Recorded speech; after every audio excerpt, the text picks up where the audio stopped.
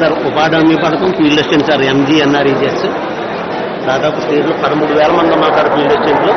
మా కింద 13,000 గ్రామ పంచాయతీల్లో కూడా మేము వర్క్ చేస్తున్నాం సార్. పేద మధ్యతరగతి కుటుంబాల గురించి రూల్ ఆఫ్ రిజర్వేషన్లో పంచాయతీ ఒక్కళ్ళు తీసుకున్నారు సార్. అవాళ 2007, 2006 చట్టం అయితే 2005 వచ్చింది సార్ ఉపాధి హామీ చట్టం.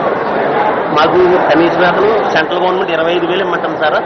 స్టేట్ గవర్నమెంట్ జీవో ప్రకారం 18,000 ఇమ్మంటుంది. కానీ గవర్నమెంట్ 5,748 రూపాయలు చెల్లిస్తుంది సార్ మాకు.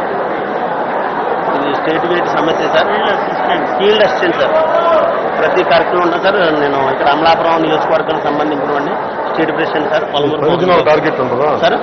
అన్ని దినాల టార్గెట్ ఉంటుందా? ఏ డిపార్ట్మెంట్ కైనా ఇంత పని చేయాలని లేదు సార్. మాకు అవుతుంది సార్. ఒక గ్రామ పంచాయతీ పరిధిలో 7,000 పని దినాలు పని కల్పించకపోతే కూలీలకి ఆ ఫీల్డ్ అసిస్టెంట్ నిర్దాక్షంగా తీసేస్తున్నారండి. తీసేసి వాళ్ళ కార్యకర్తలు వేసుకుంటున్నారండి. అలాగే ఇప్పుడు ఎస్సీ చనిపోయినా, బీసీ చనిపోయినా, ఓసీ చనిపోయినా ఆ ఉద్యోగం తన భర్తకి ఇవ్వాలి, చనిపోతే భార్యకి ఇవ్వాలని, కొడుకుకి ఇవ్వాలండి. కానీ అక్కడ పార్టీలు కార్యకర్తకి ఇస్తున్నారండి. ఈ కోవిడ్లో ఎక్కడా చేయకుండా ఆంధ్రప్రదేశ్ ఈ రోజు కూడా ఉపాధి హామీ పథకం ఏర్పడిన తర్వాత ఆంధ్ర రాష్ట్రంలో టాప్ సార్ 1000 కోట్లు తీసుకొస్తున్నాం. వాళ్ళు కట్టే సచివాలయాలు, వాళ్ళు కట్టేటువంటి జగనన్న కాలనీలు, వెల్నెస్ సెంటర్లు, రైతు భరోసాలు అన్నీ ఉపాధి హామీ నిధులే సార్. సెంట్రల్ గవర్నమెంట్ నిధులు. ఈ central government scheme sir.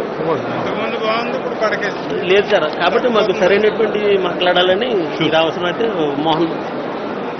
Okay, thank you.